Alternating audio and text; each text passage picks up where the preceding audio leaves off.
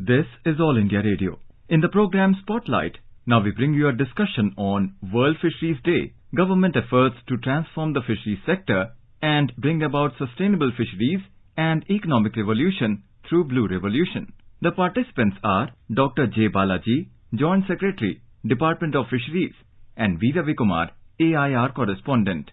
World Fisheries Day is celebrated on 21st November every year to demonstrate solidarity with all fisherfolk, fish farmers, and concerned stakeholders throughout the world. Mr. Balaji, Government of India is in the forefront in transforming the fisheries sector and in bringing about sustainable fisheries and aquaculture and economic revolution through Blue Revolution. Mr. Balaji, can you tell us what Blue Revolution means? Blue Revolution is an important initiative to ensure that the fishers, fish farmers, fishermen, and all the stakeholders associated with the fisheries sector do have an equitable share in the contribution to the national economy. At the same time, also the initiatives taken by the government will result in doubling of fish farmers' incomes and usher in economic prosperity to the millions of fisher folk across the sector who are directly and indirectly involved in the sector. Honorable Prime Minister in 2014 gave a clarion call for the Blue Revolution so as to bring a paradigm shift in the policy perspective. Several focused interventions have been taken place after that. For example, rather I should say that two key decisions which the government has taken is to create a new ministry of this animal husbandry dairying. We were a part of the animal husbandry and dairying earlier. Now a separate department of fisheries has been created in 2019 for the holistic development of the fisheries sector and for the welfare of the fishermen and fish farmers associated with the sector. And second key decision what happened was enhancing the governmental spending in the fisheries sector. So since 2014, last 8 years, if you look at the period, around 32,000 plus crores of investments have been envisaged in the fisheries sector. 3,000 crore central government funding outlay was earmarked for the sector, which was subsequently also after the Pradhan Mantri Matsya Sampada Yojana has come in, where in 2020, around 20,000 crore investment. Mr. Balaji, you mentioned a couple of things. There is a separate department of fisheries now. There is a new Ministry of Fisheries and other departments also in that. And you mentioned additional outlay, and you just mentioned a scheme which has been a lot of focus on that, the Pradhan Mantri Matsya Sampada Yojana. Can you elaborate on that Yojana for our listeners, please? Pradhan Mantri Matsya Sampada Yojana has been rolled out by the government during the peak COVID period as a part of Atmanirbhar Bharat package. And it is the highest ever investment in the fisheries sector to the tune of 20,050 crores to be implemented over 5 years. I'm happy to inform that there has been an overwhelming response for the scheme. And in last 2.5 years of its implementation, we have approved 11,000 crore plus projects to the state governments and other implementing agencies, which has huge potential to generate lakhs of employment. What kind of projects are these 11,000 crores that have been approved? The Pradhan Mantri Matsya Sampada Yojana touches every aspect of the fisheries value chain, be it marine fishermen, the new boats, or diversification of their fishing activities to the deep sea fishing, to their modern boats, modern fishing vessels. We provide new safety kits to the fishermen. We also provide under the scheme the livelihood and nutritional support during the fish ban period. And we provide insurance, around 5 lakh rupees insurance is provided in case of an unfortunate event of accidental death of fishermen and also in the event of a permanent disability under the group accidental insurance scheme under the scheme. And we also touched almost 31.89 lakh fishermen has been enrolled, and we have already supported 13.99 lakh, almost 14 lakhs fishers as far as livelihood nutritional support is concerned. We also are modernizing infrastructure. This is a key area for focus area for us. We have fishing harbors, fish landing centers, cold chain infrastructure, market infrastructure, so that the fisherman gets a better incomes, hygienic fish handling facilities we are creating under this scheme. Entire investments, we look at around 3,500 crores of this scheme is being spent on the creation of new fishing harbors, modernization of fishing harbors and fish landing centers. Plus, we also converge with Sagarmala program of the Ministry of Ports, Shipping and Waterways. So together we are envisaging an investment almost more than around 5,000 crores for these infrastructure facilities to be created. We also have a parallel scheme called FIF, Fisheries and Aquaculture Infrastructure Fund, where interest subvention is provided to state governments. Altogether, I can easily say that almost 15,000 crore investments are flowing into the infrastructure side to be on the conservative side. At the same time, we also provide individual beneficiaries for the small farmers, small fishermen, and the state governments have freedom to choose any of these activities. And we support multiple activities. I'm very happy to say that again, that the state governments have been very actively involved in the implementation and in the rollout of the scheme. And we got very good response. See, one of the key areas for us is the sustainable fisheries. After that, we also support traditional livelihood opportunities for our fisher folk, especially the women who are associated in the fisheries sector. Activities like seaweed cultivation, mussel cultivation, ornamental fisheries are given special focus. And we also give higher support for the weaker sections, SC, STs and women in the PMMS, where almost 60% subsidy is given for the activities taken up by SCs, STs and women entrepreneurs and women beneficiaries under the scheme. We also have a program where we take up activities to promote large-scale inland fisheries for river ranching and sea ranching. We are also taking up. The natural water bodies, we replenish the water body. We want to keep the fish so that they can sustain the requirements of our traditional fisher communities. Especially, we also have embarked on an ambitious program of establishing artificial reefs and sea ranching in the ocean, where we see that great potential for enhancing the fish catch, and it also will promote sustainability in action. We're also looking at more crop or a drop is one of the initiatives. We want to convert wasteland to wealthland, especially in the saline water areas through aquaculture activities, which are hitherto not yielding anything.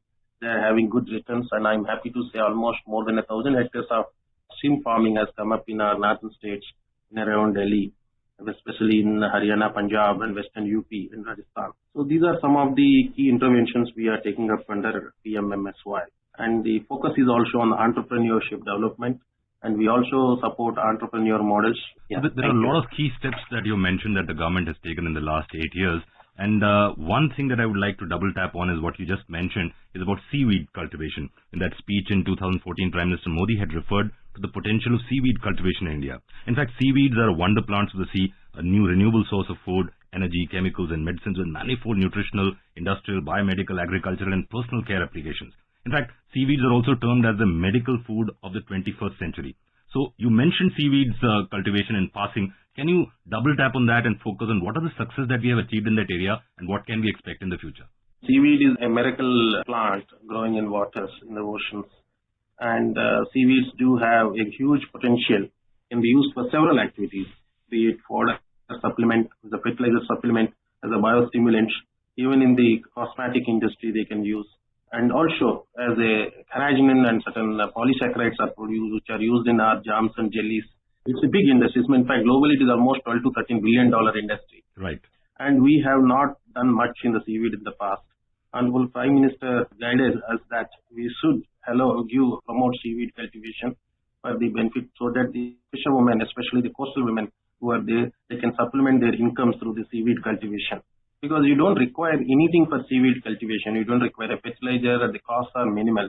Is that easily every woman household can easily earn up to 10 to 15,000 rupees per month as an additional income through the seaweed cultivation. The challenges in seaweed cultivation is to identify the location, and our research institutions have already done a substantial work in this regard, especially the areas on the Gujarat, Tamil Nadu, and islands of our Andaman and Nicobar Islands and Lakshadweep have a huge opportunity for the seaweed cultivation. And more areas are being mapped by our research institute, Central Marine Fisheries. And I'm hopeful that maybe next 2-3 years we will reach to one of the leading countries in the seaweed cultivation, maybe in top 5. Just a beginning has been made, a wonderful beginning has been made. And a lot of farmers, fisherwomen are coming forward for seaweed cultivation. The department is now rolling out one seaweed park also, around 120 crores seaweed, 27 crores seaweed park. We have planned for the Tamil Nadu state, and within a week we will be approving this project. And this project will change the entire ecosystem, not only in the Tamil Nadu but many southern states, where there will be a value addition park. The park will have is not only for production side but value addition, and also the park will also promote research and development in the seaweed industry. And states, some initiatives we also are supporting various research organizations to further map the areas. Training and capacity building is an area which we are also focusing on. And we are also tying with MPDA so that the products can be exported eventually. And not only domestic markets are tapped, but also external markets we have to look at. I can say that there is a huge market within our country, especially for our livestock as a part of a supplement to the fodder and also as a fertilizer supplement. IFCO is already marketing some seaweed products. And similarly, we can do a huge opportunity there for the fertilizer as well as the livestock supplementing food. In terms of food habits, is something being done to increase the use of fish? South Asia, especially countries like India, we are in Indian major carp eating countries where we eat rohu, katla, mrigal. Basically, fishes are fresh fishes where we just eat the fish as soon as we caught. The morning that is caught in the afternoon or by then they reach the markets. And this one way we look at. And 90% of the fish consumed in India is a fresh fish. However, if you look at globally, it's the other way around. Most of the fish consumed is the frozen fish. So if you look at our country as a whole, the time has come, we have to move our fish. While we maintain the fresh fish is our desire, our endeavor. But at the same time, we should also cultivate the habit of frozen fish. Right. So that the accessibility to fish in the hinterland is the most important. For that, we are focusing on domestic marketing. And especially our cities, at least our 10, 15 metropolitan cities, do offer a huge opportunity. In my assessment, it comes to around more than $6-7 billion opportunity. Is there really we can tap? Yeah. Yes, domestic market. Right. In fact, this is a very conservative level. It can cost easily $10 billion in next 7-8 years. And things are just shaping up. If you have seen, you might have seen a lot of post-COVID also. The new normals of business also have come out. IT-based, frozen fish, right. And health consciousness among the citizens also has increased. And you are aware that fish is the most healthiest animal protein. One thing that we are looking at that currently fisheries as a sector contributes to barely 1% of the GDP. And if you look at the agricultural GDP as a whole, it's around 8%.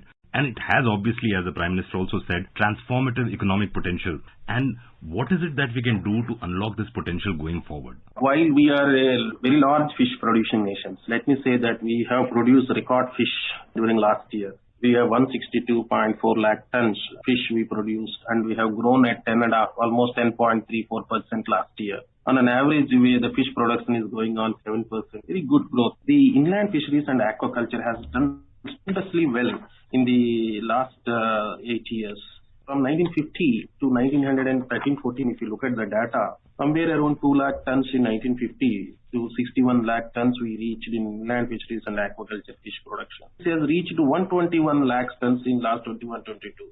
What we have issued in around 63 odd years, we have achieved in last 8 years. This also gives us a lot of hope and opportunity. That indicates the keen interest our youth is taking in the sector, especially aquaculture sector, for employment generation, incomes and entrepreneurship. A lot of investments are flowing in the brackish water aquaculture. In fact, a lot of youth who want to meet us, interact with us, we guide them how they want to take up aquaculture as a source, especially shrimp, fish, and it is coming up in a big way. States like Andhra Pradesh, Odisha, Tamil Nadu and Gujarat, they are doing very well in these areas. And a lot of startups also are coming up in the value chain, especially the IT-based startups, which are service delivery startups also are coming up in this sector. We also are strongly looking at mentoring the fishers and the entrepreneurs so that we demonstrate that the sector is there, here has come, and we have to utilize the opportunities to leverage the opportunities available in the sector and take it forward. I think next 5-6 years is going to be the key.